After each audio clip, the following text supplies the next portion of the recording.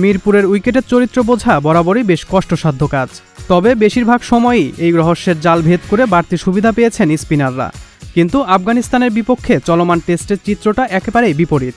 মিরপুরের হালকা ঘাসের উইকেটে রাজত্ব করেছেন পেসাররা, আর তাতে ঢাকা টেস্টে পাত্তাই পেল না সফরকারীরা। টস হেরে শুরুতে ব্যাটিং করতে নেমে ৩৮২ রান করেছিল বাংলাদেশ। জবাবে ১৪৬ রানে অল আউট হয় আফগানিস্তান। ২৩৬ রানের লিড নিয়ে দ্বিতীয় ইনিংসে ব্যাটিং করতে নেমে ৪ উইকেটে ৪২৫ রান তুলে ইনিংস ঘোষণা করে বাংলাদেশ। ৬৬২ রানের বিশাল লক্ষ্য তারায় ১১৫ রানে থেমেছে সফরকারীরা। ফলে সিরিজের একমাত্র টেস্টে ৫৪৬ রানের জয় পেয়েছে বাংলাদেশ। গত দিনের ২ উইকেটে ৪৫ রান নিয়ে চতুর্থ দিনের খেলা শুরু করেছিল আফগানিস্তান। পাহাড় সম লক্ষ্যের চাপ এদিনও তাদের ব্যাটে ফুটে উঠেছে। আর সকালের উইকেট থেকে যেটুকু বাড়তি সুবিধা নেয়ার তার সবটাই নিয়েছেন বাংলাদেশি পেসাররা। চতুর্থ দিনে সাফল্যের দেখা পেতে বাংলাদেশকে অপেক্ষা করতে হয়েছে মাত্র ১৫ বল। ১৪তম ওভারের তৃতীয় বলটি অফ স্টাম্পের ওপর গুড লেন্থে রেখেছিলেন এবাদত হোসেন। সেখানে ডিফেন্স করতে গিয়ে উইকেটের পেছনে ক্যাচ দিয়ে সাজঘরে ফিরেছেন নাসির জামাল। এরপর পাঁচে নেমে সুবিধা করতে পারেননি আফসার জাজাইও। ৬ রান করা এই উইকেট কিপার ব্যাটারকে ১৯তম ওভারের প্রথম বলে ফিরিয়েছেন শরীফুল ইসলাম।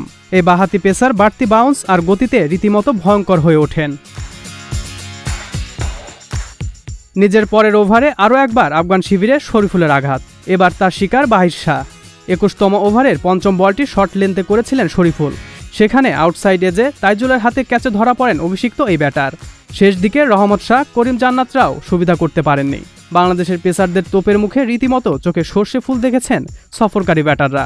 তাতে ১১৫ রানে অল আউট হয়েছে তারা। জহির খানকে কট বিহাইন্ড দিয়েছিলেন আম্পায়ার। তাসকিন পেয়েছিলেন ৫ উইকেট।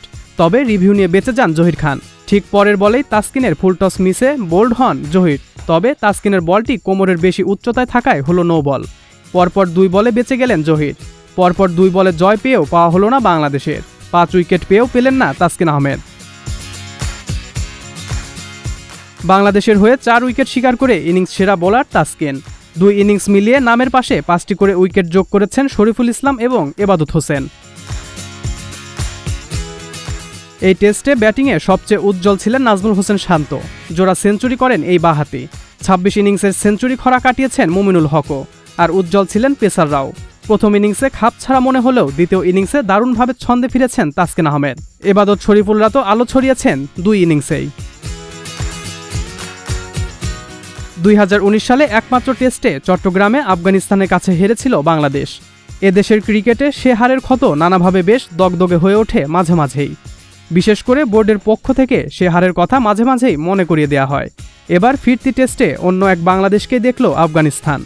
বাংলাদেশ মিরপুর টেস্ট জিতেছে ৫৪৬ রানে। শুধু রানের হিসেবে ১৪০ বছরের টেস্ট ইতিহাসের তৃতীয় বৃহত্তম জয়ের রেকর্ড গড়ল টাইগাররা।